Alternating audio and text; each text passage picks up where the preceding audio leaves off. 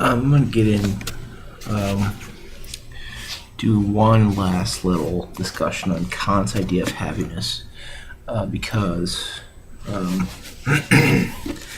this book is actually very good for the philosophy of Kant. This is a book by Alan W. Wood, who is a Kant scholar. He's very, very well read. He writes very well concerning Kant's philosophy, and this book, Kant's Ethical Thought, is one of those things that he wrote that are very, very good. Now, in the last video I talked about, in one of my last videos I talked about Kant's idea of happiness. So, but this book here has a little something to add to that.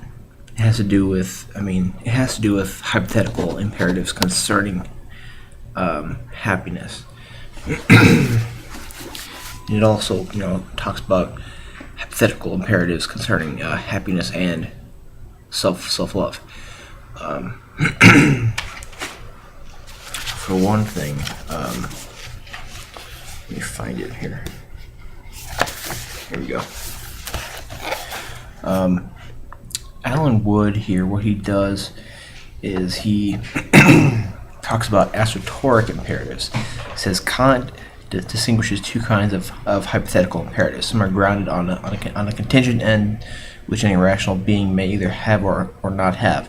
These are problematical imperatives and imperative skill, technical imperatives, etc. Other hypothetical imperatives are grounded on an end that may be attributed to all rational beings. These are called these Kant calls assertoric or pragmatic imperatives.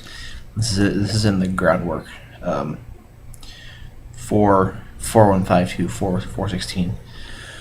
The sole end that may be attributed to every rational being's happiness. Therefore, assertoric imperatives are called pragmatic imperatives or precepts of prudence. And then Wood says happiness, according to Kant, is an idea in which all inclinations are summed up. This is in the groundwork 399. This is the idea of an absolute whole, a maximum of well-being in my present and every future state, or a plan for a greatest and total satisfaction with our condition. Now, that's a part of the groundwork where Kant talks about happiness. Now, I like to look at the critique of practical reason to think about happiness with Kant, but here he talks about what he says about happiness in the groundwork. Now, he classifies happiness as a hypothetical imperative. Now, a hypothetical imperative is something where it's not something where all rational beings are obligated to do X. It's where if you want X, or if you're going to do X, or if you have a prior condition X, then you must do Y. So it's like, if I want to be a lawyer, then it is imperative for me that I take the bar exam and pass the bar exam. And also that is one thing that's one way of describing a hypothetical imperative. Now Kant also says that all rational beings want happiness. He says that we all have desires and we all want happiness, and he talks about how we all have desires and we all desire happiness.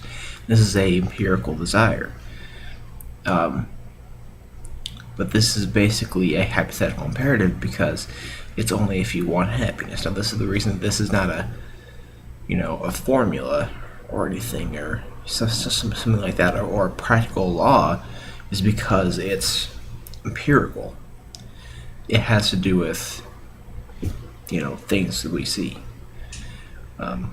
I see something that I desire. I see other people being happy, so I want to be happy also. That's why it's empirical, and it can be like a practical universal law because of that. Now, I really like what Wood does in here. He creates a pragmatic imperative. He actually formulates one.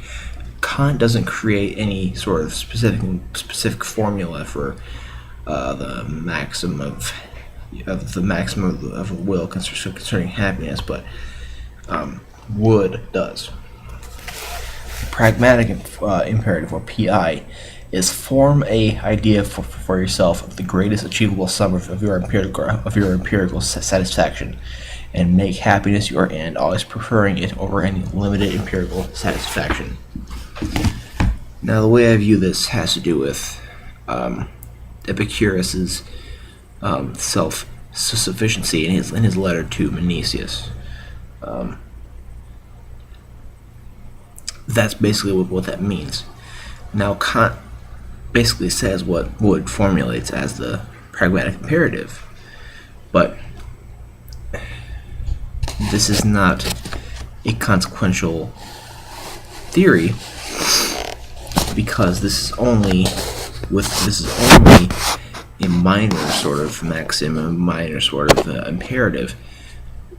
It's under the supreme principle of morality in the categorical imperative, and it's a minor thing under the summum bonum, or highest good. So that's basically what that is. Now, once you are doing that, this sort of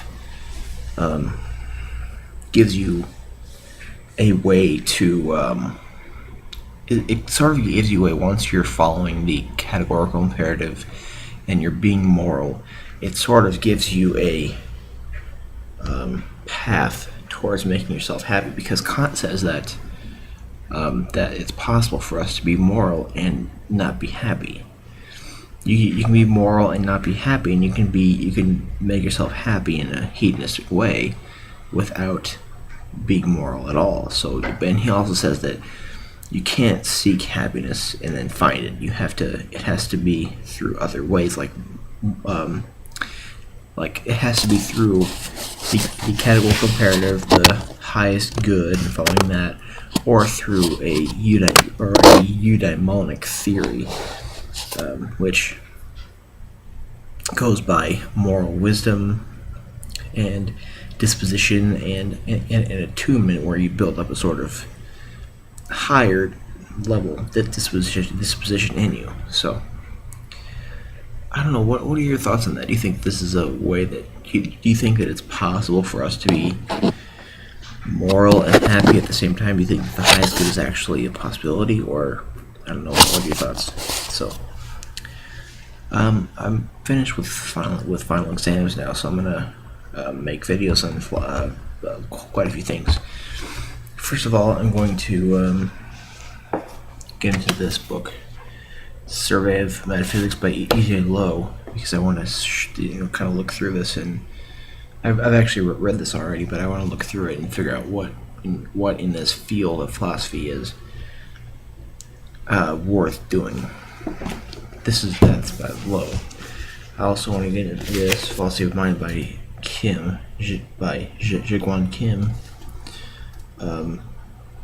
This is very interesting, and then also I'm going to do the Philosophy of Mathematics thing I was thinking about doing, and then I'm going to get into a book called The Moral Life by Louis Poyman, which gets into a lot of things I haven't talked about here. It's a lot of ethical things I haven't talked about here. So I'm going to get into that, and then I'm also going to get into The Theory of Sentience by Adam Smith. So, thank you. Have a great day.